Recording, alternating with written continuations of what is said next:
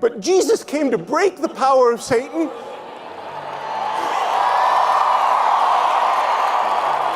Jesus came to break the power of Satan, to deal with our guilt and to bring us back to life. I'm sorry, I can't help it. And then he tricked the devil into killing him whom death cannot hold, so that he would rise up triumphant and wreak havoc upon death and sin and break them down and destroy their power. And Satan does get at us by telling our minds powerful lies, but we don't have to believe the lies anymore, because now we've got the witness of the gospel and the teaching of the church to ground us in truth so that our minds are free.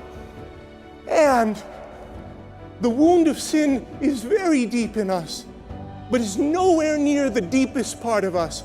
Much deeper down in the caverns of our baptized soul is a home for God, a place for the indwelling of the Holy Spirit, and we're capable through baptism of life with God and God living in us. And one last thing, there is an ironclad rule in the Christian spiritual life. Because Satan has been overthrown, now the very worst thing he can ever do to us is to get us to give up. And if we don't give up, we always win. If we don't give up, we always win. Because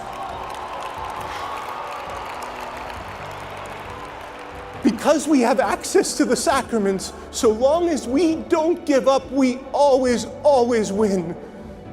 All because Christ was born to save us all from Satan's power when we were gone astray. O tidings of comfort and joy. Comfort, joy.